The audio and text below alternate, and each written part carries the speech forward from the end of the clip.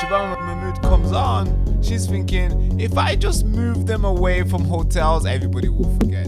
You're supposed to be working for us. You're supposed to be like our voice in Parliament. We don't want this. You don't stand there saying, do you promise this? You tell them it's not happening. Be honest with me. We all know this is going to happen. It's not going to happen. It will happen. If it does happen, yes, which it will. If something happens on here with our community, puts it at risk, we will hold anyone that didn't fight for us. Okay, be mindful. We are on YouTube, by the way. How did this really start? Was this a calling from God? Was it husband? Why? It's where I live. Yeah, I understand. It means a lot to you. When you hear about something and your heart literally sinks and you're like, oh my God, what do we do? That knee-jerk reaction was to go to B&Q. We need to do something. Go to B&Q, get some chains, get some padlocks, get, tons of super glue, and I'm going to super glue and chain myself to the gate. I need to do something. So if you had a chance to sit across the Prime Minister right now, what would you say? Like, what's your message? I don't think you could broadcast on here what I would actually physically say to him if I was face to face with him, because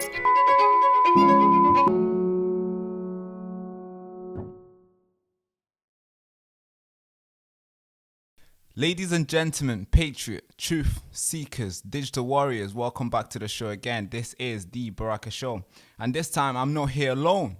This time I'm with a warrior, I might say. Yeah, somebody who's been out there in the street, in the rain, not just in a normal town street that we all go to and protest and have fun. No, this person is going to places that you've not heard before, places that were so important, places that defended this nation. And this lady, I believe she's doing exactly that today. And when I seen her out there, obviously I didn't reach out to her. Somebody, connection, reached out to me to get her on. And as soon as I got in touch with her, I learned what she's been doing. She's been out there in the rain and she's defending, she's fighting the Prime Minister, and she's making them stand on their word. She's telling them, promise me you won't betray the country. And that's what she's doing. She's out there and she's put her face out there and she's been attacked on various sources, various people. Now, brace yourself for an impact. We're going to be delivering a strong signal today. For those people who are sitting at home, if you're new to the channel, make sure you like, comment, subscribe. My guest today is the one and only Sarah Carter. How you doing, Mrs.? How you doing? Well, after an introduction like that, I'm quite embarrassed now. Oh, man. Thank you so much. So, now, this conversation, I believe, is important. It's important for us to have this sort of conversation. It's important for the country to have people like yourself who would basically lose everything, stop what they're doing, stop their businesses, to go and fight for basically something that can pay your bills, for something that might land you in jail. And I think what you're doing is a service to all of us. So I appreciate you for that. And I'm sure there's a lot of things that we're going to talk about that I'll get to learn, and I'll be like, wow, that's a lot. I appreciate you more. Now, so for those people who they don't know you, they just heard your name and they just hate the intro and they're like, okay, I don't know, who's this person? Could you quickly take like maybe a minute or two and explain who you are and who you was before doing what you're doing right now? Please. Well, I was just a member of the community that, had her own business. I'm a grandma, just went about her daily life, trying to make the best for my family, until the government decided that they had a slightly different idea for where we live. And I've always, I said to someone the other day, I've always been quite tall. So people come to me like if they need my help. So even when I was at school, people would like sort of come to me if they were being bullied or something, because I would stand up to them. And I've been like that all my life. I've always sort of stood up to the bully, to like look after the underdog and stuff like that. So when all of a sudden out of nowhere, you get this threat from your own government, from the Home Office, it was like, well, do you know what? The bully might be bigger. I don't know the bully. I'm going to have to learn about the bully to fight them, For and sure. that's all I did, is just educated myself and just do whatever I can to try and fight the bully. Yeah, to try to fight Goliath, and it seems like you're coming out victorious, as we are seeing, because Well, we'll you, see. yeah, We're in the next battle now. So that's right. we won the first battle was 18 months long. Hmm.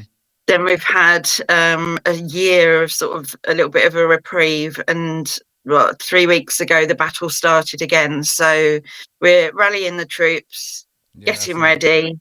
Yeah, Yeah, keeping the troops' because morale high, I guess. well, yeah, because if you think that you're possibly going to go to war, what do you do? Do you wait till you're attacked before you get your troops ready, or do you get your army ready so there's less chance of you being attacked? So, and that's what we feel like that is happening here. We're being attacked. Our way of life is being attacked.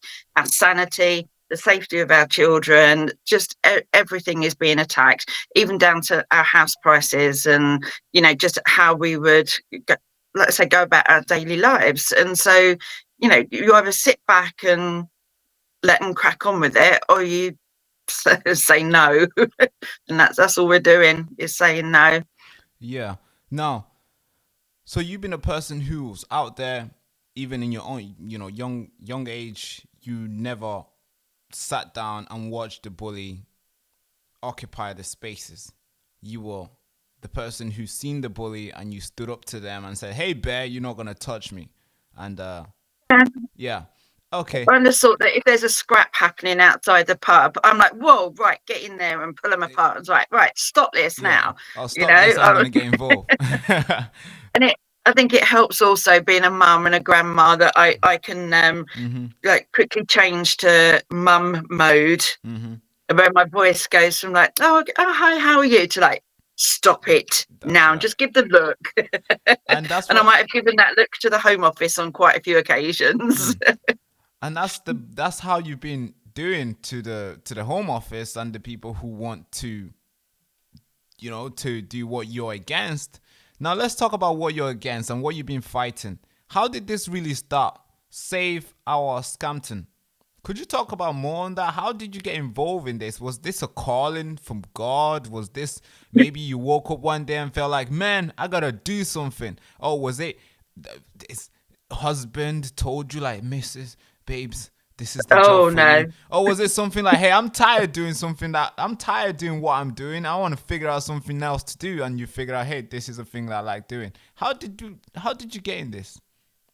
Not at all. Like I say, when it's just when your way of life is under threat, it's a knee jerk reaction. And obviously we'll get into the finer details a bit later. But when you hear about something and your heart literally sinks, and you're like, oh my God, what do we do? That knee jerk reaction was to go to B&Q. We need to do something. Go to B&Q, get some chains, get some padlocks, get, tons of super glue. And I'm going to super glue and chain myself to the gates like a suffragette, or, in the movement. I need to do something. And then you have to sort of, when that sort of initial rage calms down, you have to think to yourself, right, okay, what do I need to do? And it's like, I need to educate myself. So then it's a case of like reaching out to anyone and everyone that you can think of, to say, look, I need your help. What do we need to do? And then you can, once you start educating yourself on like your enemy and how to fight it, then you can start building your own army to attack it. So it's just completely natural. You hear about something like this, and I'm not someone that would just go, oh my God, like, is someone going to do something about this? I'm like, right, what am I going to do about this? Mm. I can't just leave it to anyone else. My husband will say I'm a bit of a control freak as well, but I like things done properly. So I will I will take charge quite a lot of the time and do things myself. But I mean, in respect of why, it's where I live. It's this is so do you want me to tell you about Scampton? Yes, please. Okay, so it's former RAF Scampton. It ceased being an RAF base in March of 2023. So this base has been RAF Scampton started 90 years ago. It was another base during World War One called RAF Brattleby. And then I think it was in the 30s, it changed to RAF Scampton. Now, this place, not many people have heard of the name, but will have heard of the reason why it's so special to us. Now, That's right. I think when we chatted on the phone, I said, "Have you heard of the Dam Busters?" Mm-hmm. And you're like, "Yeah, who hasn't heard of the Dam Busters?" That famous, iconic raid. It wasn't just a film. The film was made because of the actual raid. So the Dam Busters raid, 617 Squadron, where our planes flew over with the bouncing bomb designed by Barnes Wallis, to go and break down the dams in Germany. And the idea about that was that to try and stop them making planes and stuff to come and attack us, they were bombing the factories. And then someone said, well, look, they get their power for the factories from the dams. That's so right. if we bomb the dams, that will, create a bigger problem with them sort of building and sort of being able to attack us. So Barnes Wallis designed this amazing bomb because there were a lot of like safety features with the dams, like they'd have nets across the dams, so if someone dropped a bomb, the net would catch it first. So that's why they had to create a specific bomb that would skip across the top of the water, so it spins, and that's how it's a bouncing bomb. So it will skip across the top of the water, it will then hit the dam, it will then sink to the bottom of the dam, where then it would explode, creating the most amount of damage. So it was, for its time, it was sort of ingenious. It took a lot for them to do this, and the guys had to be flying at a specific height, at a specific speed, and the technology wasn't there back in these days. So to be able to know that they were at the right height between the water, they had to use lights. So they'd have like two lights shining down onto the water, and they knew when the two lights met on the top of the water that they were at the right height and stuff like that. So, what went into this raid was amazing.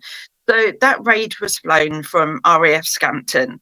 So the history and everything that is here is very special to a lot of people, and it should be to our country, because, it is part of the Second World War, and part of, how everybody's able to live their life as they do now, and we're not German.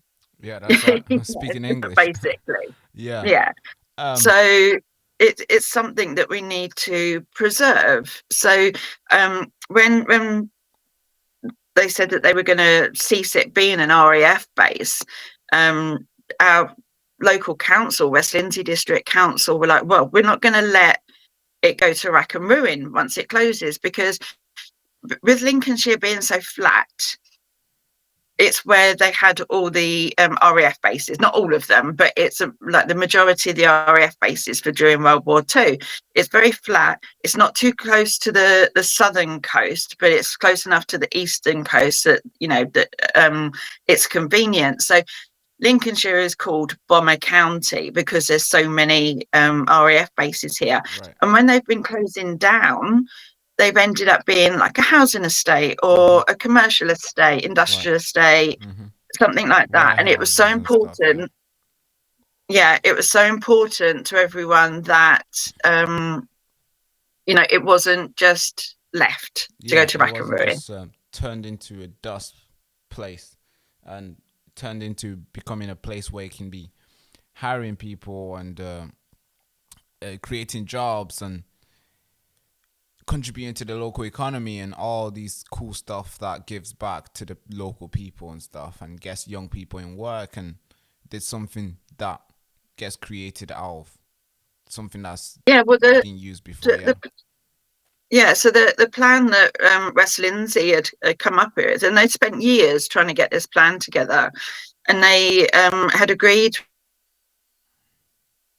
with Scampton Holdings Limited on an amazing £300 million regeneration deal to turn it into a heritage centre. So it would include like an immersive museum celebrating the dambusters, the Lancaster bomber, the Vulcan, the red arrows that flew from here for quite a long time as well. So, preserve all that, but also they had people that wanted to invest in aerospace technology. So they would be putting satellites up into space from here, and they want an education centre so the kids can come from school, not just learn about like our history and our heritage and what happened here, but also like the innovation centre, what could happen from here, what we can get from airspace and air travel and space travel. So the possibilities, like you say, they estimate excuse me, at least 1,000 jobs to be created. That 300 million investment would also create like £2 billion for the local economy. And that will just bring tourists that will come and spend money elsewhere as well as here. When you live somewhere like this, which is only sort of a community of 750, we only get like a bus every 2 hours or so, and that's I think between 7 a.m. and I don't know 6 p.m. or something like that. There's a couple of school buses. So if you are going to work elsewhere, you need to be able to drive, or you need to find a job that's going to like be tailored in between when you can get to and from work with the local bus service. That's right. So the potential of having all these jobs on our doorstep was just mind-blowing. Everyone was so excited when they announced it on the 6th of March 2023. And it was like, oh my God, this is amazing. But sadly, we didn't even get 48 hours to celebrate that before we got the devastating news from the Home Office. And what was the devastating news that turned everything around? Well, that was I got a phone call on the Wednesday, so not even 48 hours later, Wednesday, the 8th of March 2023, saying, can you put Prime Minister's question time on? Quick, put it on now. And I was like, what's happening? What's happening? And I just caught a part of our MP, Sir Edward Lee, standing in Parliament saying, you promised, asking the Home Secretary, do you promise you're only going to stick 2,000 asylum seekers on RAF Scampton, and do you promise you'll only be using it for 2 years? And I was like, excuse me? No, that's not happening. We've just agreed a £300 million regeneration deal for the site. You're not going to do that. You're not going to blow that up and put that at risk.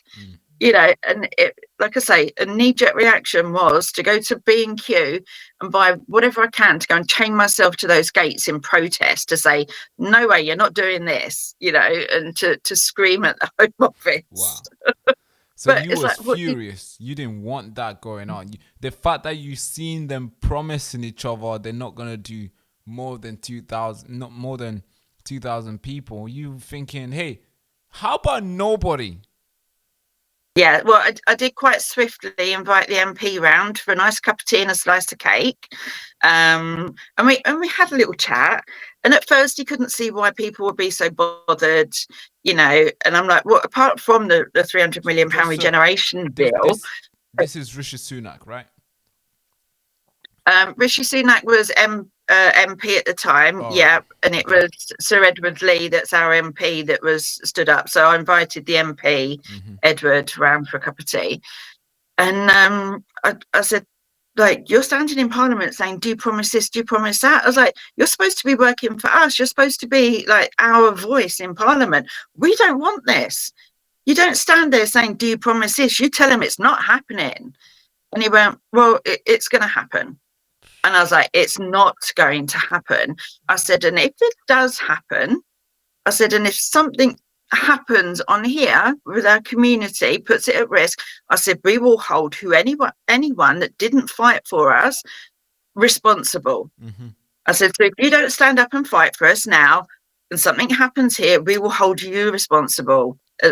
Anyone that doesn't fight for us, that has that power to. So, my husband said, that did sound a little bit threatening, Sarah. I'm like, it's not threatening, it's a promise. if you sit on your hands and don't start working for us, then if something happens, we're coming for you, and you are like implicit in this. So it was nice, like the next week, to see him in Parliament again, saying, we really need this investment and the 300 million. And I'm like, I listened. Yeah, and it's good that you have an MP that does listen, because a lot of MPs, they choose not to listen, and they get, maybe they shy away to being called whatever name in the little club that they go to. So they're like, hey I man, think, yeah, go on. yeah, I think he's mentioned Scampton that many times now. Like, he stood up and he mentioned Scampton, and you can basically hear all the eyes rolling in Hmm. there. He stands up and he says, right, at Scampton, and he's like, oh, here we go again. And that's what it feels like, that everyone's so sick of it now, like, and him talking about it. But, Because you know, you put his feet on the fire and you kept him going. I think if you just said, if you'd watched it and you're like, all right, I hope this doesn't happen, I hope, it would have been done by now. But because oh, you yeah, invited him and when you put pressure on him back, because he wants to keep his job and he wants to, because maybe you can tell he cares about the place as well, and that's why he's out there pushing it as well. Because if that was yeah. not the case, yeah.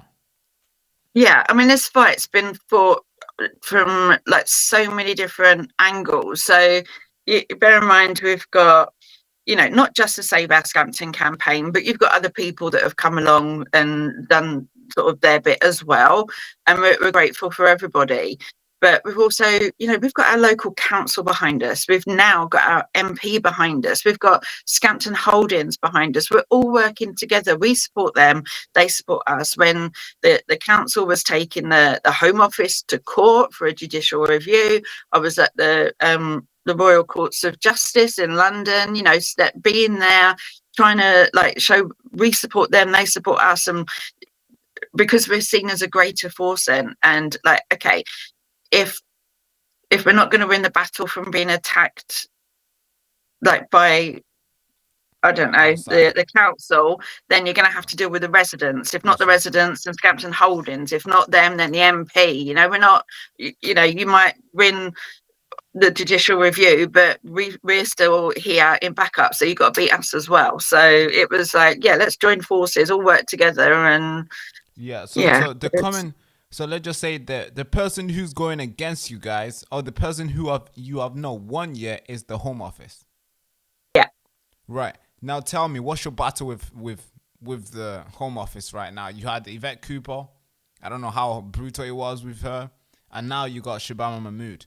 Tell me the Yeah, story. well, What's when happening? it was Suella Braverman, which I find quite ironic now, that she will actually join protests in her local constituency against having asylum seeker hotels. And I'm like, okay, so you will join a local protest, but you were quite happy to put 2,000 migrants on our camp. Now, so from the very start, the Home Office had sent a couple of civil servants along to come and recce the site to say like what they thought about it, and they said no. The site is very old. It would need so much work doing to it because it's obviously been run down for a long time because they were going to close. So Hmm. the facilities aren't there, and everywhere needs a coat of paint, new windows, and stuff, and like the infrastructure not being here. But there's also a community of 750. There's a primary school and nursery school, and a 300 million pound investment of Hmm. private money Hmm. that we are putting at risk. And Suella Braverman was just like, well, we're still cracking on with it. So Yeah, that's we, one thing. so we Go on. yeah, so we had her to deal with first. All Now, right. through legal cases, no matter how hard they tried, they issued themselves a section Q, which meant that the Home Office didn't have to get planning permission from the council to do anything on the site. Section Q, they're able to give themselves for a year for emergency purposes. So they're like, we don't need planning permission. This is emergency. We're just going to do this. So our hands were like tied, or every sort of corner. So But that's an emergency that they create. yeah. Yeah, so them not doing their job for like 7, 8, 9, however many years has created this. And I said that to them as well. And I said it before in interviews, and people have said, well, what should we do with them? I'm like, sorry, I've not been in a position, I wouldn't have let it get this bad. You should have been dealing with this years ago. So it didn't get this bad, not waiting till it gets this bad and then putting it on local communities to have to deal with the repercussions. That's right. So, between the court case and campaign and the MP and everything else, we managed to delay anyone actually moving on here. And in the meantime, Keir Starmer had sort of shown his disdain and said that he would cancel the plans if he got in. So it's like, so when he took his place in Parliament, it took him 2 months before he actually officially, before Yvette Cooper actually officially announced that they weren't using Scampton anymore. But it did come. So the 5th of September last year, 24, we were told, no, we're not going to be using Scampton for asylum accommodation. And oh my God, like what a relief it was. I think I was like, the champagne was open in about a third of a second, and I was dancing around the kitchen. Yeah, excited. As you do. Yeah. But then there was also that part of the Save Our Scampton campaign wasn't just about not having illegal asylum accommodation there. It was about saving the history and the heritage. So when the Home Office announced that, because we've wasted 60 million so far on this site, that we want to sell it to the highest bidder. So now West Lindsey District Council and Scampton Holdings are going to have to fight again to try and to get the site.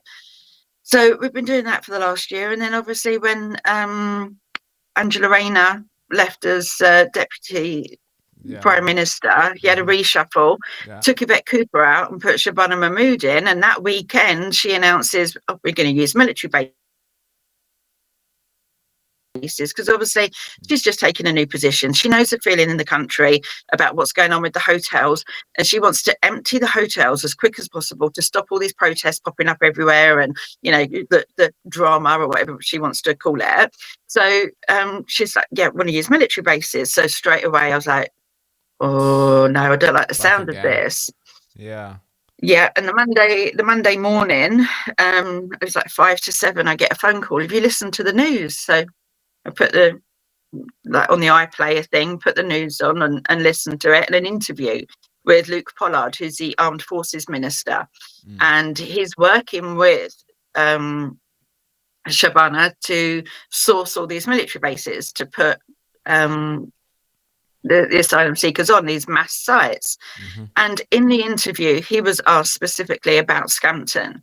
And he said, so, that's already been in the news once. And, they were sort of told that they're not going to use Scampton. Are you looking at Scampton? And he said, we're looking at all possible sites. So he asked him again, but are you looking at using Scampton? He said, we're looking at all possible military and non-military sites. So he asked him again, are you looking at Scampton? And he went, we're looking at all sites, even ones that we've previously dismissed. So straight away, I mean, my ears are pricked up over the weekend with her saying military bases. And as soon as I heard that interview, it was like full steam ahead. Here we go again. And it's like, I'm a little bit older, but a hell of a lot wiser, more knowledgeable. I haven't got to start from scratch this time, because we've done it before. We fought it for 18 months, and we have been taking that time to carry on educating ourselves, make friends, and, prepare ourselves in case we did have to fight again. That's right. So, so the fight's back on. Yeah, it's back on.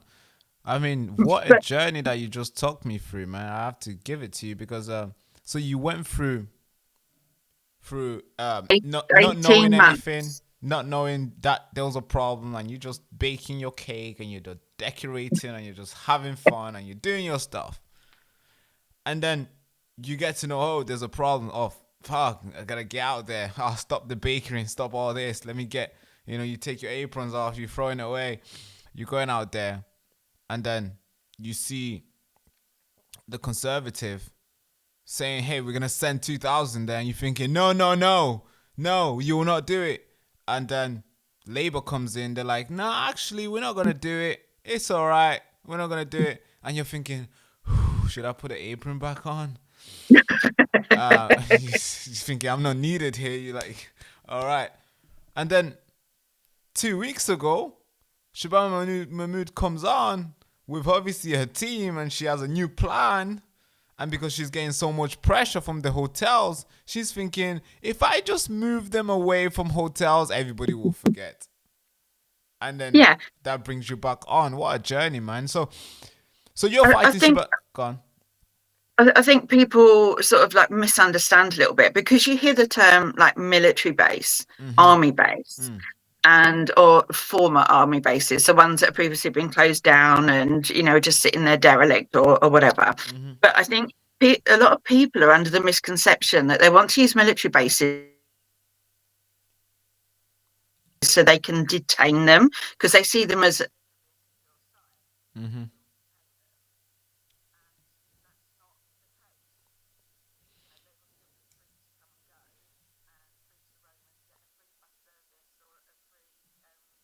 go. Yeah, You're that's right yeah, I'm all right here. I've just something happened. Your signal just dropped a little bit. Yeah, I sort of I freezed for a second. Yeah, that's the problem here. They think, but that's the huge problem, because everybody think that within military bases, when you hear about that, you think, oh, it's gonna be tough on them military bases. Oh, there's gonna be soldiers around there and all this. But actually, no, these are military bases where nobody's at. It's gonna be empty, and they'll be able to. They're gonna have to be rebuilt, because it's military bases. It's not being used for almost 80 years. So something needs to be done to it to be inhabitable, for them to stay there, and then they'll be just there by themselves, and wherever they move to, they'll be able to move around. So people are not taking that into consideration. I mean, some of them, it won't have been like quite that long since they've been used, so they'll still have like the buildings and some infrastructure, but it'll still take a lot of work to get it up to like a position to be ready to house people. But yeah, there's no military there walking around the site, keeping everything in order. It's private security firms, the same firms that are used for the hotels. Yeah, it's just and a that's bigger all hotel. it is. Yeah, and they're free to come and go as they please. They so the plan for Scampton was they were going to supply a bus service which would take you either into Lincoln, to Newark, or to Gainsborough. Now, bearing in mind, I've already said we get a bus every 2 hours here. So knowing that, if you live on the other side of the 6-foot fence here, you can get a free bus into any of these places, while we have to wait, for 2 hours or 3 hours. I don't know how long. our scheduled bus to turn up and take us. And yeah, it's a little bit like, hold on a minute. They they were going to have their own sort of like doctor's surgery and stuff on the site, and their own little like exercise area, gym equipment. And I mean, I saw inside like one of the restrooms, not restrooms, but like lounge areas, and the sofas everywhere, and there was like ping pong tables and air hockey and all this lot. And I'm like, do you know what, the kids here would kill to have something like that they could Absolutely. go to.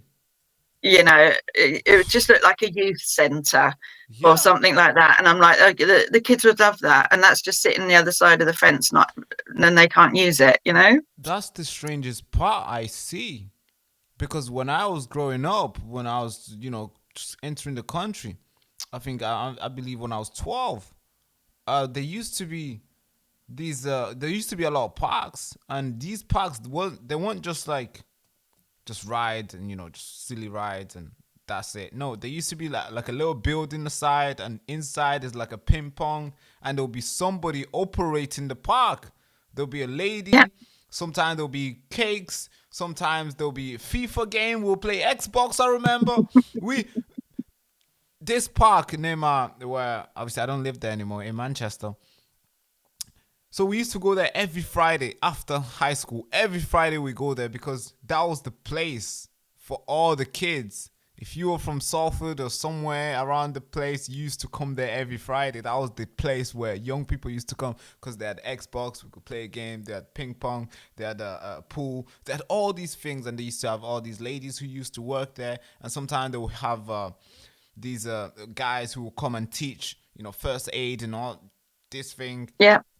And it was so fun. I used to do the same. I used to go to youth club on a Friday night, youth club, and they'd I have a think that's what it's disco called, there, yeah. and a tuck shop, and you used to be able to have a dance and hang out with your mates. Music and everything, and you was going till I think it was going till 8 o'clock, and sometimes it would go earlier and it will close, and everybody has to go home. That was a place, but that has been taken away now. That is gone. That place doesn't open anymore. It only opens. You have to book it now. It used to be free, but now you have to book it, and only businesses people book it to to do their stuff. But it's closed now. It's collecting dust, and nobody goes to the park. Not enough money in the pot to keep it going because the country is drowning in debt apparently. So yeah. But when these guys come, it's like they reopen it for them. They rebuild it somewhere for them. Why do you think that is? Is it because they want to show the people outside, like, hey, we're welcoming here? We don't want you to come, but hey, if you do come, this is what you're going to get. Because it surely sends a bad signal, a bad message to the people who are waiting in line to cross through.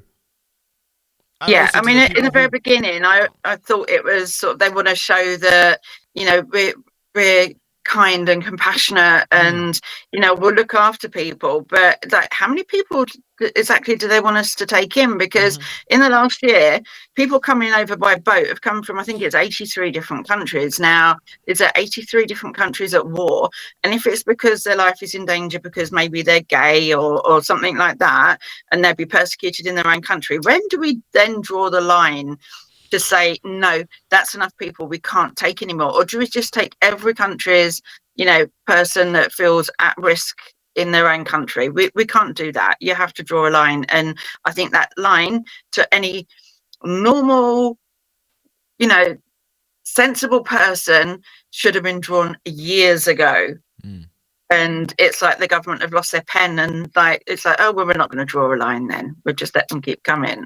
But yeah, I've never blamed the people from coming here, because if it's like the land, was it the land of milk and honey or whatever they call it? When, I've lived abroad. I lived in Spain on 2 separate occasions, and people say, why'd you go? And I'm like, oh my God, the sun, the lifestyle, the food, the people, the language, the way of life. My son loved it. They'd be out at like 9-10 o'clock playing football still. Whereas like living in this country, it's like 9 o'clock bedtime. Just the way of life is completely different. I wanted that. So I moved abroad to get that. So, to someone else that sees this country as being better than where they are and having more opportunity and a better way of life, why wouldn't you come? But we can't accept everyone. I supported myself when I lived in Spain. I worked when I lived in Spain. I never had any handouts or anything. I paid my national insurance and everything else that goes with it. I was registered. I had an NIE number. So everything was being paid. I made sure I had somewhere to live before I went over there. So at no point was I a drain on like the Spanish government or anything at all. It's very different when people are coming over here to seek a better life and they come with nothing, and we are left to support them. Yeah, to foot the bill. And and that's the strangest part of this whole thing. Because British culture and stuff, all right, cool, tolerant, that's a part of it. Okay, I mean, how much tolerant do we need to be? Like, because if that's the case, then hey, just man, can you not see the country already? Can you not feel the atmosphere?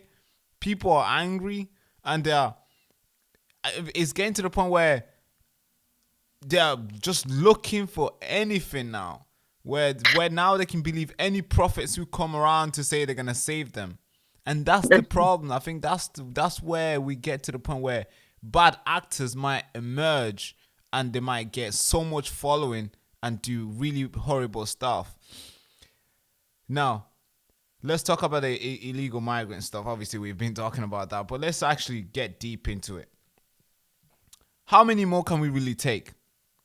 And with your campaign of save our Scampton, which obviously you've been very vocal with, and you've been successful at it, which is really good.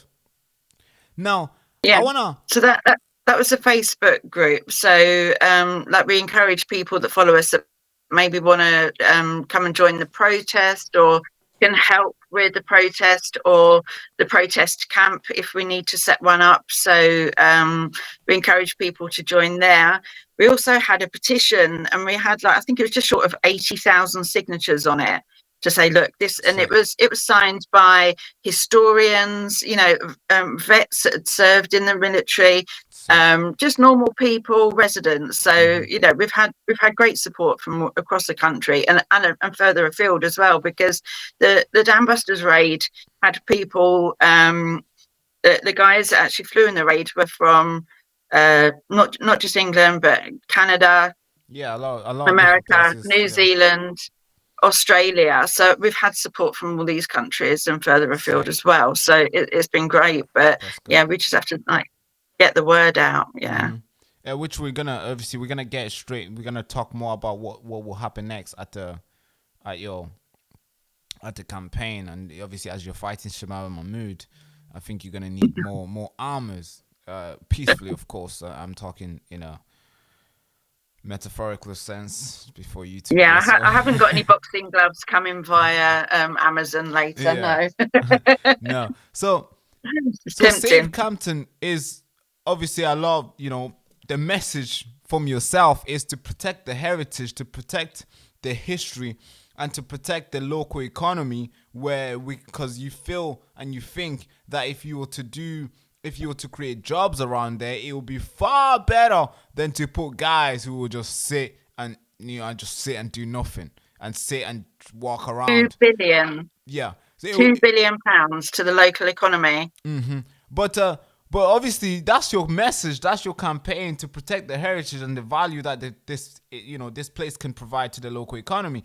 But there's a lot of people on the other side who have given you brand, and they're calling you xenophobic, they're calling you far right, because you are against men coming into the Scampton and coming into the army base. What's your response to them? Do you think in the very beginning, when I was sort of getting all these messages and stuff, I think it started to wear me down a little bit, and it started to affect my blood pressure. Right. And then I had to think, hold on a minute, they don't even live here. Mm-hmm. They don't know why we're fighting. Mm-hmm. They're not the ones that are going to have to live through this, and they don't know me. So, to call me far right is just like an eye roll thing now, because I had to learn to not let it bother me, because it was making me physically ill. So, I'm like, if that's what you want to call me, then yeah, fine, be it. If you're going to call me racist, then fine, say it. But if you're going to do that, also call me sexist, because they're not putting women there, they're putting just men there, and that's what I'm fighting. Mm-hmm. So you might as well call me sexist as well, because do you know what? I don't want any nationality, any specific type of man in a quantity of 2,000 mm-hmm. based there. I don't care whether I've said bank managers, postmen, car mechanics, lorry drivers, accountants, whatever they are. Don't want 2,000 undocumented, unknown men the other side of a 6-foot wire fence. Yeah, and we're gonna talk how close that is to your place and to everybody else who lives around there. Now, so of course, obviously, men, I totally understand if these guys had family, wife, kids, it will make more sense, because if a guy is married and he has a kid, they'll be more sensible and they won't be looking around for any sort of girls who are walking past. But if all these guys are single men who have all the, they got this own, testosterone going out there to the next level high. You can tell, Bored. yeah, I'm bored. You can tell evil, demonic enters, and as we pray here, the normal Jesus Christ prayers, we say, "Lead us not into temptation." You can tell temptation Deliver will us hit. from evil. Yeah, deliver us Yeah. from evil. You can tell if you have hundreds of men, thousands of men sitting there bored, they don't have girls. Maybe they watch whatever they watch, and they see a young girl, which we're gonna talk about how close the school really is. You can tell evil will be, temptation will linger around in their mind. And I totally understand why you're against men fully coming into that place. Now, of course, I read a lot about your. There's a lot of article. Some people are praising you, national hero, local hero, and some people are like, "Hey, this is the guy. This is the person to look out for. This is the person who hates asylum seekers, who's anti-migrants, and all these sort of thing." So obviously, you said this whole campaign is not about asylum seekers, but a lot of your protesters that turn up to protest, they have anti-migrant slogans. How do you reconcile that? Because obviously your campaign is saying, hey, we just don't want people here. We just want this thing to be used in a way where it will provide value. But then obviously when you go to protest, they have slogans that says anti-migrants. How do you reconcile that for those people who are watching at home? But this is why it was important to us that we had like the branding. So the Save our Scampton logo with the O of Scampton being the roundel that was used on the military aircraft during World War II. So we could keep it quite specific. So if someone was talking to us and they shared a picture of like one of the other group, could say that's not us. That's nothing to do with us. But yeah, we did have groups of people come in and protesting at the main gates and with banners and signs saying things like refugees are raping here. Now the Ukrainians that come over, there's some people that live here on the camp that we have host families that have taken refugees from Ukraine into their homes. So how are they supposed to see that when it looks like they're being accused of raping people here? Mm-hmm. And I'm like, that's just horrific. One, there's no refugees in there. We've got these migrants that are potentially going to be there, but there's no one in there yet. And then you've put that sign up right next to the school. So when the kids come out of school and then see that someone's put a sign up saying refugees are raping here, they're going to be scared shitless to go into school the next day thinking, God, what's going to happen to me? Right. So there's absolutely no thought behind it whatsoever. And it's just like, oh, there's a campaign there. We need to jump on that and we need to do something about it. And it's like, engage your brain before you do it, because see what the message is and see how you can support them rather than just go in and creating your own message. And so we had to be very specific on sort of who we were and what we stood for. And right. We in the grand scheme of things, we want to save Scampton. That's the main thing.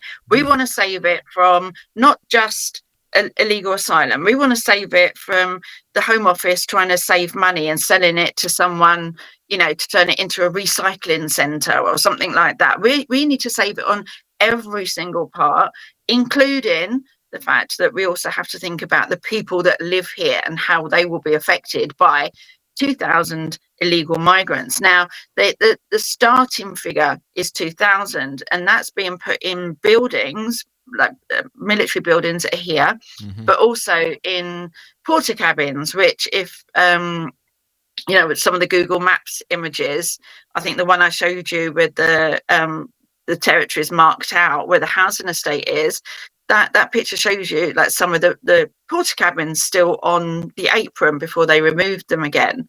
So that they're going to be housed on the hard standing. There's a 2-mile runway out there. Yeah. What's to stop them putting enough accommodation on that runway for 10,000? Yeah. Where will it stop? Well, it can keep on going. But I want to stay on this topic because there's a lot of critics out there, and some of them are they have the rights to ask the questions and question people's motivations and stuff, which of course everybody has the right. Before we get into how the logistic of it, and how close the school really is, how close it is to people, and how dangerous it might be if these 2,000 people were to be brought there, 2,000 men were to be brought there. Now I want to stay on this side because just for a short period of time, do you think when somebody like yourself come up with a good campaign to save Campton, and obviously you are fighting not just you're not out there saying, hey, illegal migrants, they're gonna come and do this and do this and do this. You're here to say, hey, we want this place to add value into this community. So if you want to use it, make sure it adds value. If you're gonna use this place, make sure it creates jobs. Maybe it creates something that contributes to the local economy, and save our heritage. And save the heritage. And if you're gonna turn it into a museum, that's good, because young people will be really keen to learn from this, and people will travel to come see this thing, because obviously it was a part of the World War II, which played a vital part. It's a very important. That's your mission. Yeah. Do you think that sometimes invite bad actors who feel like, there's a protest out there, and the protest is to save Campton. All right, that must be about this. Let me get this slogan. Let me say this, and I'll go and I'll put it somewhere where nobody will miss it. Do you think that really does invite bad actors? Maybe the ones who turn up with a face on, with a face mask on, ready to start rioting and ready to set bins on fire. Do you think that would invite those guys? And why do you think so? Yeah, we had so there was a guy planning sort of a, should we say, more far right march out the front. So then the left got wind of that, and they were like, okay, we're going to counter protest. Well, the original march was actually cancelled because it was, on the side of a very busy main road, the A15. There's not really sort of, you need to make sure that you've got the police in attendance to keep everybody safe and stuff like that. And I'd highlighted that to him, and he was like, yeah, okay, I completely see that. We need to organise it better. So that was cancelled, but the left didn't get the memo. So they still turned up with their fire engines and their banners. And trying to talk to them, they get very hostile very quickly. They get too angry, they're agitated. Yeah, but you try to ask some questions, and it's like, oh no, I'm not willing to answer your questions, or I don't want to be recorded. And I think I caught a few of them up because they had some signs up calling someone a Nazi, not myself, but someone else a Nazi. But then they also had a huge, great big banner saying Socialist Workers Party or Socialist Workers Union, one or the other. Yeah, something. So I said to a couple of the guys, I said, is that like a national thing? And they were like, yeah, we're across the country. I said, so you are the National Socialist Workers Union. I said, do you know that's what Nazi stands for? And they were like, what? I said, Nazi stands for the National Socialist German Workers' Party. And I said, you've got the audacity to call someone else a Nazi when you're the Nazis. It's like, yeah, please go and educate yourself. But yeah, they're very screamy, very shouty, very uneducated. Whenever you ask them questions, it's very hard to get like any sort of answer. They don't want to talk to the cameras. And you know what? Being that I could see what was happening here. So we had like the far left, we had and when I say far right, I mean, I am right of centre. I'm not far right. I'm not racist. I'm not Zionist or anything like that.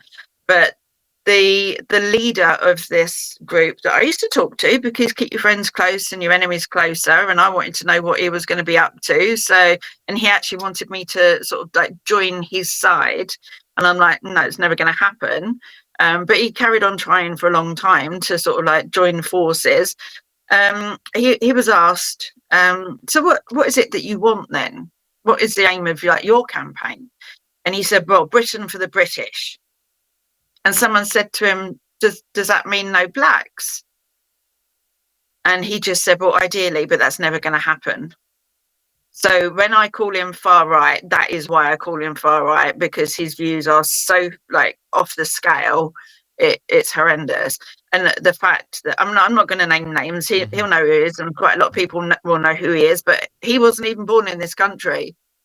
Right. You He's know, just white. he's got British parents. He's white, but he was born abroad and like spent the first few years of his life abroad. So I'm like, how can you come here and say Britain for the British? You know, someone that is like their parents sort of come over Windrush or something like that. Why have they not got just as much right to be here as you when you weren't even born here? Just your parents were born here. So, you know, having to deal with people like that, people with the How do you, left. And at one go point, on. I actually said, right, I invited them both to sort of a round table at the pub. Good. I Good said, idea. let's sit down, let's have that conversation, you know. And the right were like, yeah, okay, we'll do that. The left, nah, I'm not going to sit around a table with you two. I was like, I tried, you know, and in good old, bless his heart, Charlie Kirk style, even, That's right. you know, I tried to bring people together to have conversation, you know, because conversation's what The stops a key. lot of Yeah, it stops a problems. lot of violence. Yeah, for sure. Yeah, but the left didn't want to. So, you know, that didn't happen. But I tried. That's all I can do is try. So this So guy is he still campaigning? He wants no, this guy. He no, wants. Is it done now, or is he moved somewhere else? Because it happens to be that most of these guys happen to be guys who are not from that local place, who would travel yeah, miles to come and jeopardize the actual good protest. Like when you see Epping, you see mothers, the pink ladies, you see they come out and to give a good demonstration, they yeah, put their heart the big out there. ladies. Yeah, exactly, right? They do it so nice, so peaceful as well. And then they go home after deliver a peaceful demonstration. Then you see people who came from nowhere with masks, ready to hijack and ruin the day. So is this Yeah, guy well, gone? in the sort of grand scheme over the 18 months, I think there was approximately about 15 people that were arrested for causing trouble outside the front of camp whilst campaigning or protesting or whatever. But none of them were for like that I would associate with Save Our Scampton campaign. They were all outsiders. Some of them were local. Some of them were very passionate about it not happening here, but they'd got in with the guy that, you know, had Look, these really extreme views. So they were sort of encouraged to, you know, throw eggs at security and pour paint stripper over their car and start fights with security and, you know, just be sort of really aggressive. So that started to give sort of people campaigning a bad name, and it put people off actually coming for a genuine, yeah. like decent campaign Mm-hmm. for fear of being tarnished Mm-hmm. as one of these like people that have been arrested, or, you know, they don't want to be associated with them, they don't want to get involved in any trouble. So it put a lot of people off actually wanting to go and stand for their community. And when people would say like, where is everyone, why haven't you got the whole community out here? Well, you They've know, seen one, what it's not yeah. safe. Two, I mean, when you look at campaigns that have happened elsewhere, so the Stradey Park Hotel in Llanelli in Wales, who deal with quite a lot, Linton on News, they fought for Stradey Park 100 days. Linton on News was 4 months. We were 18 months. You can't expect everybody on site to give up their job to be outside there protesting. They've still got jobs. They've still got kids. Yeah. They've still got Got things lives. to They've still pay. got their health to look after. You know, so you have to take what you can. And that's why you need like to spread the word to get as much support as possible so you can have more people there. And it's not just left down to the 750 people that live on the site to deal with it, because over the 18 months they still have to have a life, you know. So if someone can give up one weekend, one That's day enough. to come, but, you know, 10,000 people choose a different day to come, we can sort that, you know. That's good. It's covered. That's good. But yeah, we did get a lot of criticism. Where is everyone? It's like, well, you know, after a year there's still Yeah, and some people just go away because when they see one guy who comes and does horrible stuff to the security guard, some people are just put off. They're like, no, this is not what I'm here to stand in the rain for. Why is he Yeah, showing edge? completely. What does that achieve? This guy just left his house just the way we left our house to come protest. He left his house to come here to work. Yeah. Normal worker. He's just feeding his And, family as well. But you're out here trying to and throw eggs at him? Doesn't look good. Maybe that's why a yeah, lot of and people get put off. I've learned that, what's the saying? You attract more bees. No, I can't remember it now. But they would attack the security. They would alienate people when people were trying to drive onto the site. Like I said, they egg their cars. They would paint stripper. They'd stand in the way. They'd cause as much problem as possible. Where I was making friends with them all. Because a lot of them wanted the same thing as us. They couldn't bear the thought. They were just doing their job. That's right. So I would be able to so what's been going on then, and what state are we at, and is it ready for them to move on?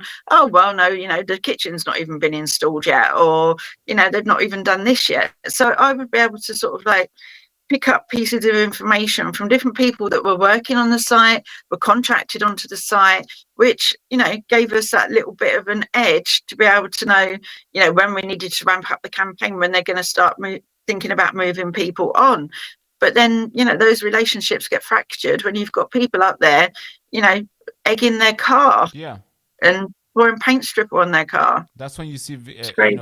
security guard become your enemy, where they don't want to tell your secret anymore. They actually want you out now. They want the thing to be done now because they see you as an enemy. Even though you should make a good insider ally to your campaign, because then you can get the inside information, which I think you obviously just demonstrated here, which is sick. Well, that's it. I mean, I used to have to so if people come up with cameras, or like there was a big group of people, I'd like call security over, and I go, "You're okay, like they're with me," or they're the good guys. Don't worry about them. They've not come to cause you harm and that. But when the other lot turned up, I'd stay away. So then they knew that it wasn't anything to do with me, and sort of. And that way they trust you more. They feel safe Yeah. with you, and when you, and then you get more support from them as well.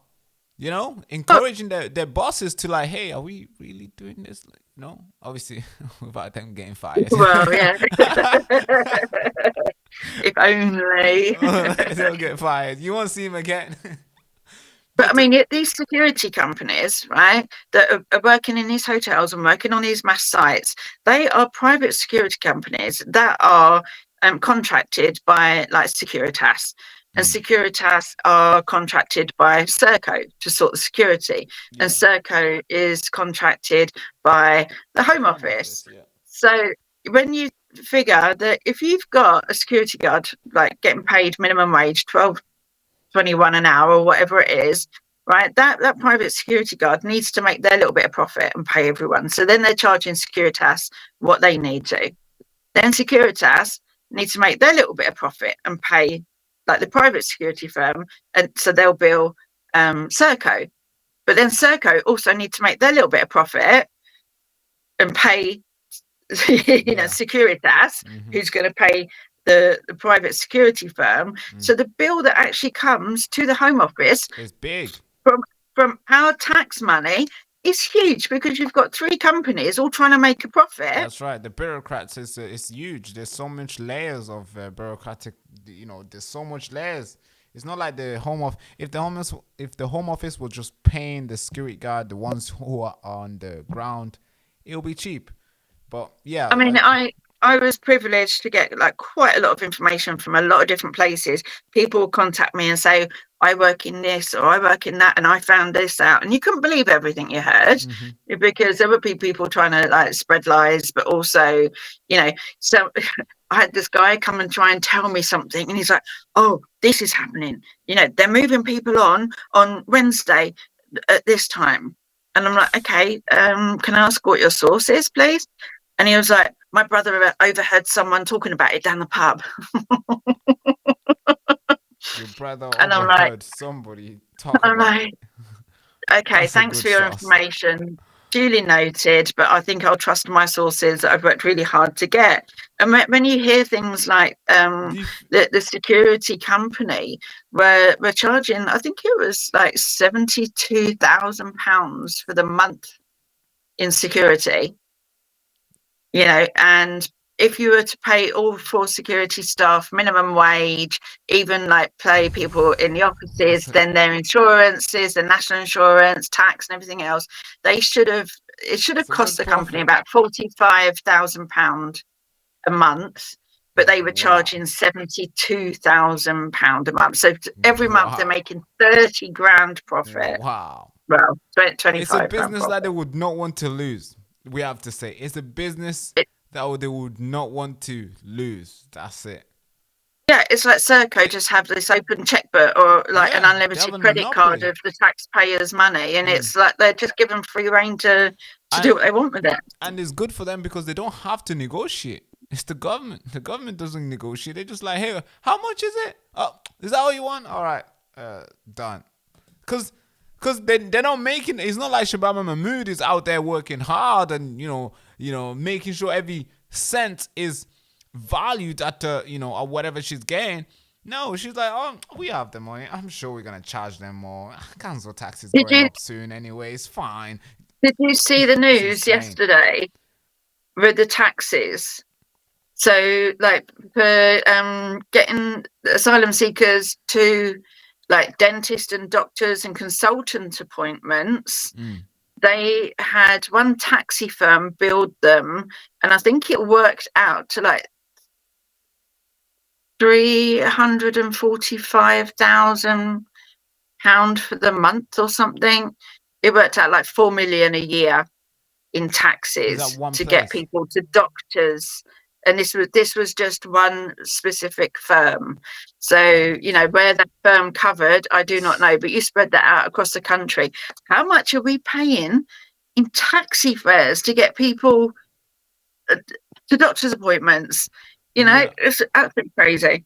Yeah, it's insane. As we're coming up to the last 20 minutes here on the show, so tell me about more of Save Scampton. Now, in terms regarding in the next few months to come, next few years to come. Of course, I'm not sure if this is gonna be an organization where you're gonna build a headquarter and people will be able to send you mails and will be able to come there Oh, and tell me more. I'm I'm What's in the the goal here? headquarters. I'm in the headquarters to a point. My post lady, bless her, she's lovely. Mm. She'll go, I think this is for you.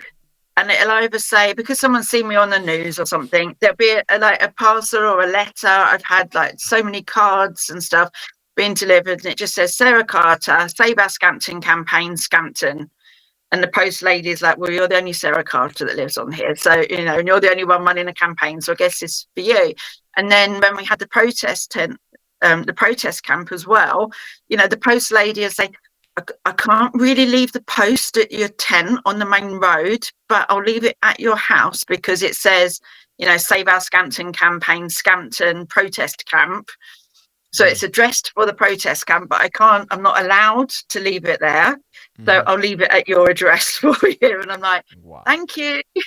So, people are absolutely amazing. Mm. And like I said, we have to GoFundMe because a campaign like this, I've given up my business. I've been able to work like a few jobs part time in between sort of major sort of things going on. But it does get quite expensive when you're building a camp in protest, trying to keep that running, trying to keep it safe for everyone. So you've got the price of fuel, and that's the GoFundMe, but the Save Our Scampton.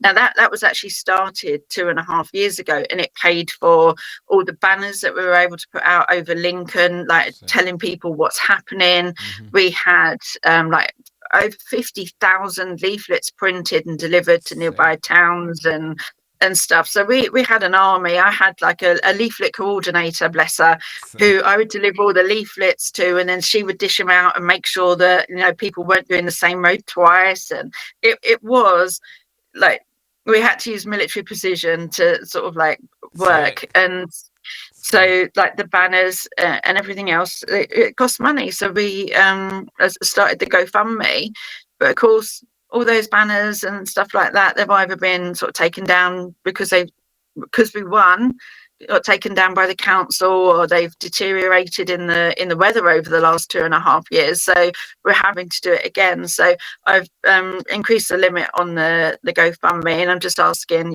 although it looks like we've got £1,800 that was paid in sort of 2.5 years ago, and we need to sort of refresh it a little bit now. So if anyone's able to spare, like, even what they pay for a cup of coffee, if 100 people do that, then it Yeah. all adds up in the end. So if anyone can spare anything, then it's gratefully received. And we've said that any money that's left at the end of this, depending on whether we need to actually set up the protest camp again or not, any money left at the end will be put to good use. So, Yeah. veteran For sure. charities and homeless charities and stuff like that. So all the equipment that we were donated before, that or either went back to the owner or was given to like the homeless charity if it was still fit for purpose. So nothing gets wasted. Yeah. I mean, I've lived at Scampton for 10 years. My husband's lived here 30 years. He's ex-military. He Sick. grew up as a brat, as they call it, when your dad's in the forces and you have to live on military bases. Oh, You're sick. a Also, military brat. So I must say that sounds luxury. Yeah, that sounds luxury. yeah, my husband did 22 years in the RAF. His dad did 27 years in the RAF, Sick. and Thank you for his your dad. service, sir. Whenever he's watching this, thank you so much. Oh, Appreciate thank you. you. Your whole family, And I guess. let's say my husband's granddad was on the barrage balloons during World War II as well with the Wow. RAF. So, there's Sick. this long family history, Mm. but also, Fighters. the history of where we live. And yeah, so hence why we're so passionate about it. So what would you like to see then in the next couple months to come? Because we got Shabana Mahmood who's ramping up good ideas in her mind, good ideas to change the public's view on the Labour Party because they know they've lost the fight under this immigration stuff. They've lost it hard, bad. Because it seems like this year is going to be the worst year Britain will see when it comes to illegal migrants entering the country illegally, and they know this is their first full year, like first full year. They know they're losing, so Shabana Mahmood is going to be tough, and being tough and going fast, she could go fast in the wrong direction. What would you want to see from her, and what would you want to achieve from your campaign? Well, I have in a previous interview with the BBC actually like officially invited Shabana and Luke Pollard to Scampton to actually come and see for themselves. Now, I am not against using military bases. Okay, for a mass site, for them to be not in the hotels across the country, I would like them to not be here in the first place, not have to deal with this situation, but it's a fact of life. We have to deal with it. So I would rather you take them out of the HMOs, out of the little communities, out of the hotels, and be able to manage them properly in like dedicated sites where, everything's provided for them, and it's not affecting not everyone, but people's everyday life. So I want her to come here. Now we've had Nigel Farage and Richard Tice previously saying about how reform would use military sites, and that a word that they used was remote military bases. Right, now that word is very important, to be remote, in the middle of nowhere, not with a community living on the former married quarters, with a primary school and a nursery school and, a huge community around it. That, Scampton is not remote. So yeah, Shabana, you want to use military bases, then crack on, but make sure that it's remote. Make sure it's not going to like turn somebody's lives upside down in a situation like this. So, I mean, they need to get processing people. They need to start sending people back.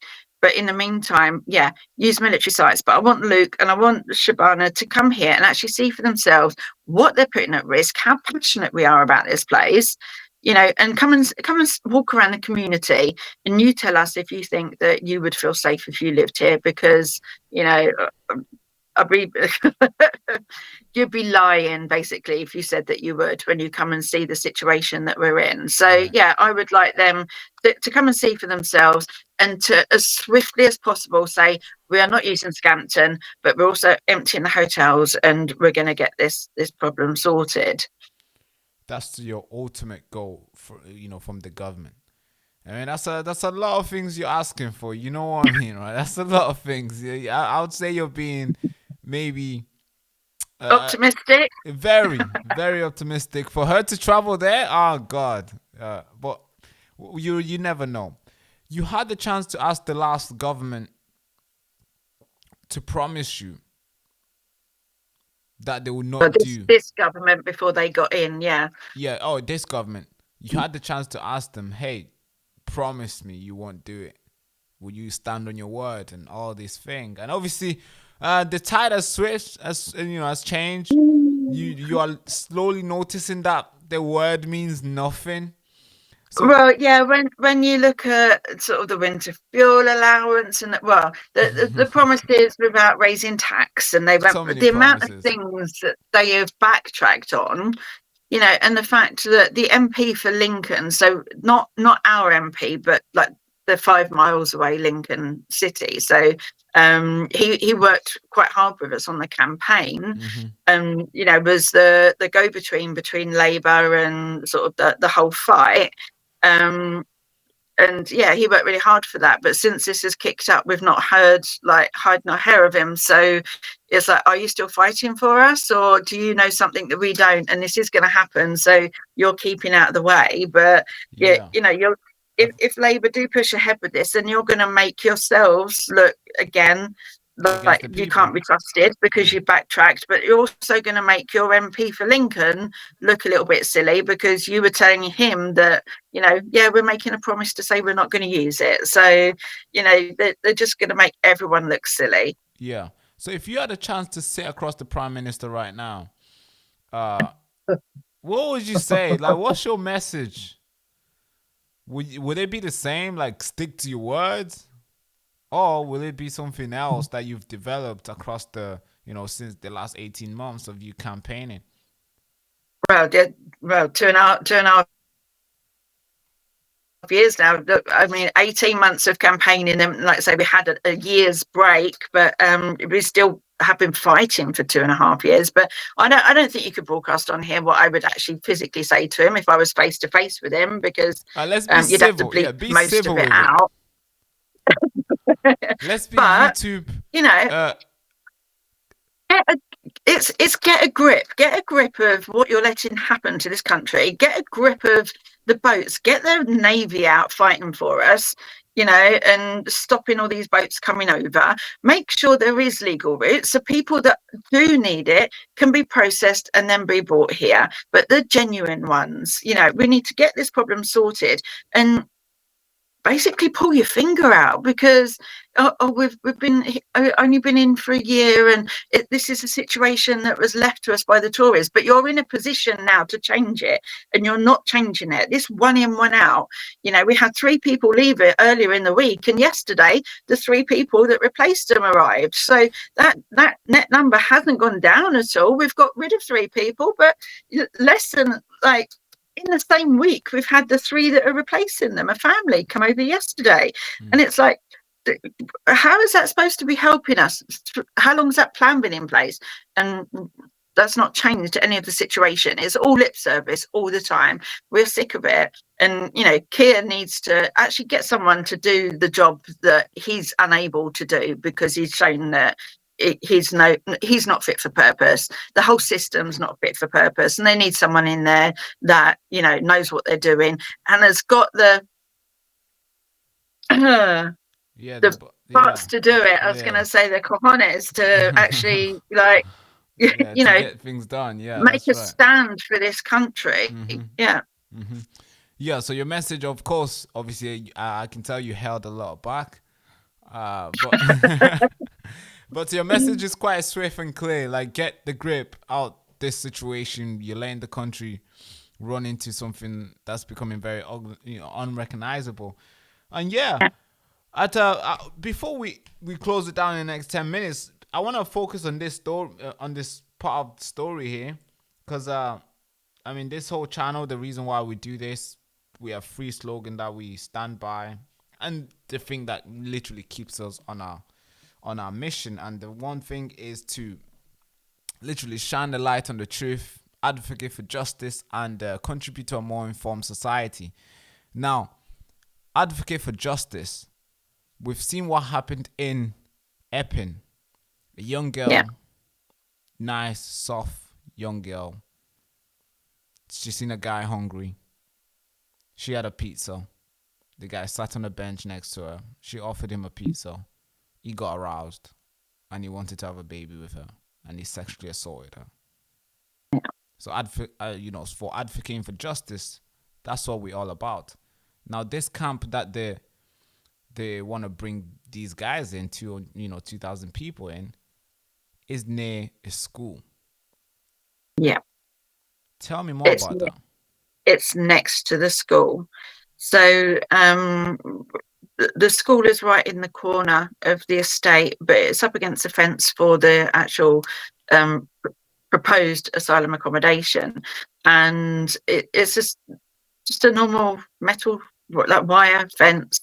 So the Home Office had put an extra couple of rows of Harris fencing up now. Harris fencing, if you don't know, is the type of stuff they put.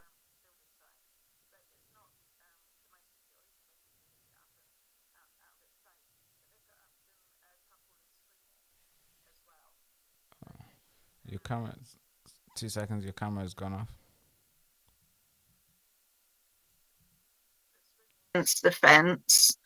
But the buildings are 2 stories high, so all they've got to do is go up onto like the fire escape or go up to the top floor, and they can look straight into the playground, which we don't want the kids to be affected by that, but also on the walk to school as well. Our children going to be safe on the walk to school, on the walk home from school, and then just walking around the camp as well, because they'll be free to come and go as they please. They'll be free to come and congregate on the skate park or in the football pitch, or over the kiddies play park, or on any benches that are nearby. And they're going to be bored, as you can see there.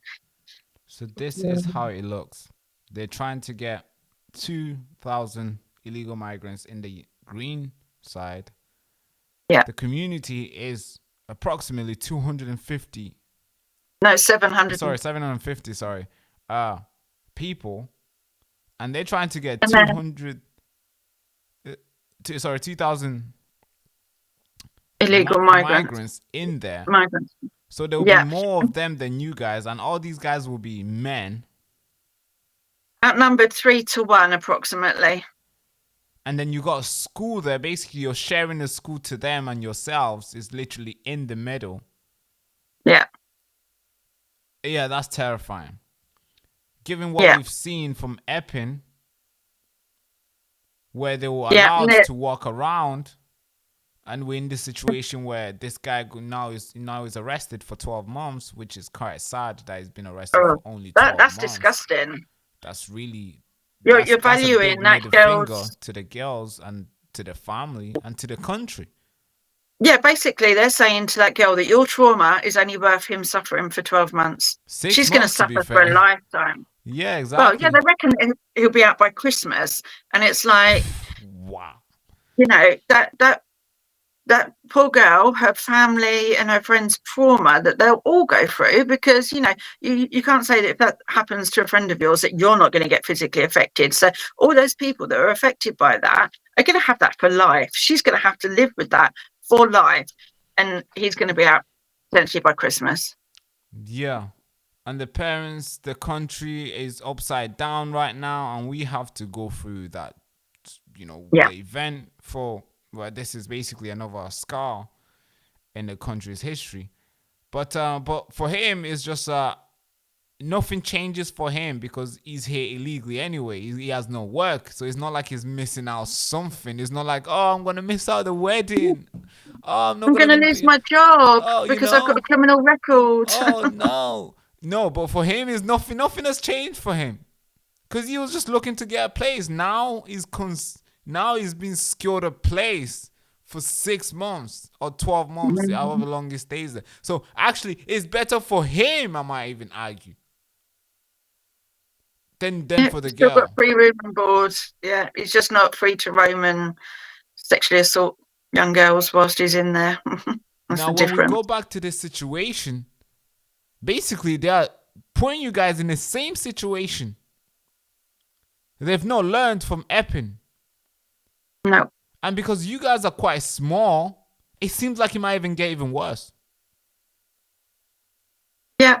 And then when you can see down the left-hand side of the picture going diagonally across, that's the runway. So what's to stop them? I mean, you can just make out the porta cabins, the little white dots on like the sort of middle to left-hand side of the screen, the green section, Right. the porta cabins that they were putting in to house them in. So what's to stop them putting those on the runway? Exactly. Having 10,000 people there. And people say to us, well, look, why don't you just move? Well, because we own our properties and the house prices dropped so dramatically when this was announced. But why would that be an option though? Why is that even an option? Would somebody think of asking? Like, why would you not move? Really? Is that what you do? Somebody comes to your place and what you do, you move? Well, that's it. God. I mean, we have people that have been that scared of it actually happening have moved and have lost a lot of money on their properties. But when they put the safety of their children above like any financial loss, because it's like, well, I don't mind if I lose 30-40 grand on my house, I need to get my kids somewhere safe. So people have done that, and it's really sad and disheartening that that's affecting their lives as well. Now talk to me about this picture as well. What is this one? So the little white dot is the school playground. Then the blue dotted line is the distance to that. We call that an H block because it's an accommodation block, but it's shaped as an H. So everyone just calls it the H block. And that is one of the accommodation blocks that the migrants would be living in. And as you can see down in the bottom left-hand corner, it says 25 yards. Wow. So that's the distance between the nearest accommodation block and our primary school. So we've had a little bit crazy. Yeah, I think this one's the closest one in the country, because we've had an incident here in Altrincham where we got a camp here. A lot of, the locals have been campaigning multiple times. Nothing has been done. Where these guys were allowed to walk out, and the first place, the only place that they were walking into was to the school, to the primary school, which is like 50 yard, 100 yard away. And they were walking there just to walk around. And then there was reports that came in that parents were receiving letters from schools advising parents to not let their kids go to school alone.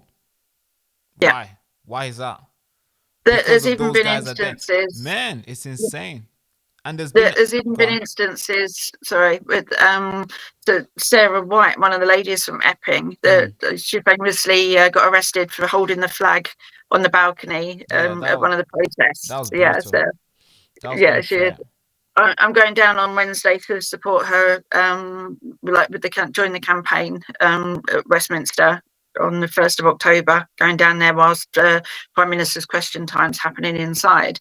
But yeah, you have to stand up and work with each other, because when you see what's happening in these places, because mainstream media won't always tell you exactly what's happening, because they don't want to sort of alarm people and stuff. But you have to source some of this information for yourself sometimes.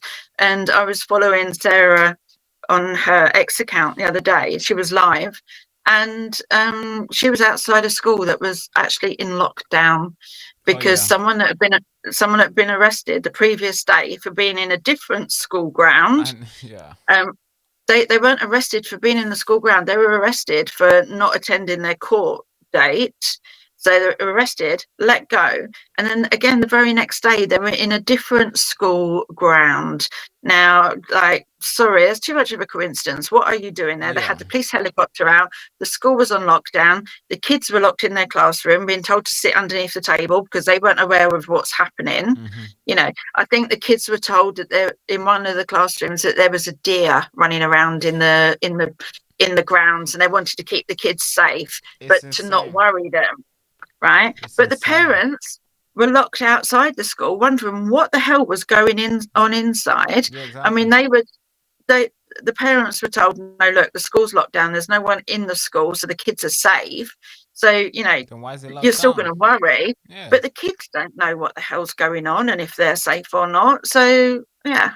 Yeah, I would say the kids are dead are the ones who are a deal, and the big animals just out here to get the deal. I think the kids are the ones who are being set a bait because they did this thing where they have last year, I think July, and this year June, they upgraded school protocols. Now they got bombs, bomb detonators, bomb squads out there. They got these. They're ramping up security in schools. They have counter terrorism thing and all these stuff. And thinking, hey, it's a freaking school. You don't need Cool. all We're not this. America. We are Damn. not It's America. not like, yeah, exactly, right? It's a freaking school. Who's carrying a bomb there? Why do you need all this? And one guy made a post saying, there's something that's going to happen in school. That's why they are upgrading these things and this things and this things. And instantly, that guy was arrested for saying, That guy did actually come to Scampton. I've had altercations with him before because he was on the camp, sort of trying to talk to young girls about what they thought of what's happening here, but being quite rude and abusive to them. So we don't take too kindly to him. But yeah, well, this is it. We're yeah, not America. And when you look at our primary school, you used to be able to drive into the car park for the school, walk through the little gate, and go up, and they buzz you into the school. Now it's completely changed. There's a big sliding gate with a keypad at the mm-hmm. front, so you can't even get into the car No, park. you You can't. have to be let into or have the code for the car park. There's And new multiple security that's security gone up guards. everywhere. Yeah, everywhere. I remember, Yeah. when I was, because when I go back to my parents' house and somehow, unless I get there early, let's say I get there around 2 o'clock, and my sister lives next to my mom. So if I see my sister going to pick up the kid, I'm like, all right, I'm gonna come with you, just to see. Like, and when I get there, it's like you see so many people with high V's, and you're like, scary guard, scary guard, scary guard, scary guard. You're like, what the fuck? Like, why do they need that many scary guard? And then you got kids coming out one by one, and parents, they couldn't let me in. Because my Yeah. name is not registered. They've never seen my face before. So my sister went in. I waited outside. She brought the kid. I was like, hey. All right, we go. So I'm thinking, wait, all that because they are aware that there's people who are coming to do something to the kids. And now we've learned yesterday, breaking news, that sleeper cells have been activated in the UK, that Iran has activated people here in the UK to go and attack Christian and Jews gathering. We learned that was breaking out yesterday from all the media outlet, GB News, Metro, and all the big outlet out here in the UK broke that news because they had to, because it was alarming that there's people in the UK who are being told to go and attack and beheaded and stab. And I'm not surprised why we got these security protocols being ramped up. And the question to ask is like, why are we letting ourselves get to this part? Like, are we just Exactly. reacting? Like, why are we not like stopping it from happening? Are we just gonna wait and be like, oh, they just killed 17 kids? Fuck, we gotta do something. Man, do something now. What? Stop it. Yeah, prevention is better than cure. That's right. That's right. I'm actually, I'm a victim of that. To be fair, I think I need to teach myself more than that. I should go to sleep early. uh, but um, but it's been really great talking to you, man. Thank you ever so much for having me on. I really appreciate it. Like I say, the more people that know about this, so share it as far and as wide as possible. So when we do need to protest, we can get, the sort of numbers that makes a Home Office think, right, what we're dealing with here, this isn't going to work, is it? Yeah, So big that's all we're numbers. after. Like, of course, the Epping ladies and the guys they won, and of course, Labour. They had to go and appeal, and to fight the Yeah, locals in court. That's how powerful the people really are. And we yeah, recognize that. We realize that's how powerful we are. And I think the more yeah. people who turn up and wake up and be like, all right, actually, I'm going to go out there and just show my face peacefully, demonstrate. I think, Stradley Park that I mentioned earlier, they fought for 100 days, day and night. That camp was manned, 24/7 for 100 days. And there's no asylum accommodation there now. So what does that tell you? It works. You've it's just got people, to the you've just got power. to be able to fight them properly. Yeah. That's right. So they can follow you here, I believe. Yeah, Is on this the account? Facebook. So that's the RAF Scampton Action Group. Is that And private? You have to follow, and you get invited, you get accepted, and you decide who comes in and comes out. Nobody can follow yeah, you apart just from you. Accept if you didn't accept them. Is that how it yeah, works? yeah. So you just like apply to join, and I think there's like one or two questions just to say like, do you abide by the rules? Just because there's you know, certain things that certain guidelines to not get taken down by Facebook, Yeah, certain you don't words want that people we to be can't way use and too. stuff. So yeah, Yeah, it's people guys come yeah, in, but they it's get quite they get too passionate and they get too yes. radical, and they make things they jeopardize the movement. Like, Right. One of the biggest problems we had is with people that are actually military and like have family that are military because the 617 squadron, they had a mascot, which was a dog, right? And it was a black dog. mm. And it was given the name, which back in 1943 It's still alive. wasn't wasn't seen as a racial slur. A lot of people called their dog this name, but the gravestone's been changed on the dog's grave because it's deemed inappropriate because the name of the dog, and it was What's a the black name? dog. What's the name of the dog? Or it's now seen as a racial slur. So I'm not going to say it because someone can just screenshot that and say that I was calling you it or something. But if it's Nigger,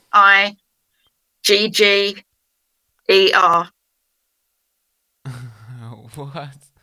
so that was the name of the dog. But back in those Oh days, that was a God. common thing. If you had a black dog, it got named that, and it wasn't like now. If you were to say it, it's seen as a racial slur. Yeah, But back then, yeah. it was just a name they used for I black. understand. Definitely So understand how that might sound when somebody says it. yeah, so you get people on the Facebook group wanting to talk about the dog and Oh trying to God. use its name. So I was just getting in so much trouble as an admin on the group. I'm like, I'm sorry, guys, you're going to have to stop using the dog's name because, I know to you it's just the name of the dog, but to someone it's a racial slur. So we need to be able to draw a line. So hmm it's like, oh, Facebook's stupid. It's just a dog's name. And I'm like, yes, but Facebook's guidelines and that's what we have to adhere to. So Yeah, that that's we right. have to put these rules in place just to make people aware that like we can't use hurty words Yeah. and You can't use her too word, or you might be jailed. yeah, but Facebook jail. well, thank you so much. It's been amazing to have you on. I wouldn't mind having you on again in the next few months to come. And When we've beaten the Home Office yeah, or when you we get the can. good news, yeah. That's it. You can update me with the good fight. And for those people who are watching at home, this is the account for you to support. It doesn't matter if you're not in the area, you can just support the channel, give them some encouragement, and share their broadcast whenever they're live so the public know that, hey, the ladies in the other side are not backing down. Sarah is taking the march and is leading the way, and the nation needs to know. So please follow the account. But Sarah, it's been amazing having you on. Thank you so much Thank for you coming for on. having me. Thank you. Appreciate you. I appreciate you. Thank you. Sick. Attention, attention, attention. This is not just a normal t-shirt. This is your battle armor in this war against lies and manipulation and deception. And when you wear this t-shirt, you are not just making a statement, you are drawing a line in the sand. And you're saying, I will not be silenced, I will not be bought, and I will not be steered. Every thread in this t-shirt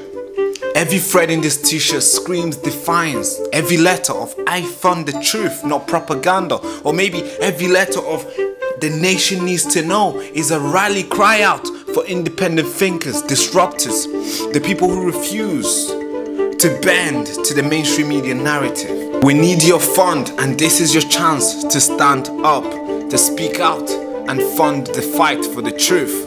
Don't just wear it like a regular t-shirt. You have to live it. The nation needs to know you're gonna live it. Yes, please. I need you to fuel the resistance. Be the reason why the truth survive in this country. Please get yours at thebarakashow.com. And thank you so much for keeping us on air. Thank you. In the shadow of the digital gulag, we fire up the truth cannon and blast through the lies. And the show host, Baraka Amuri.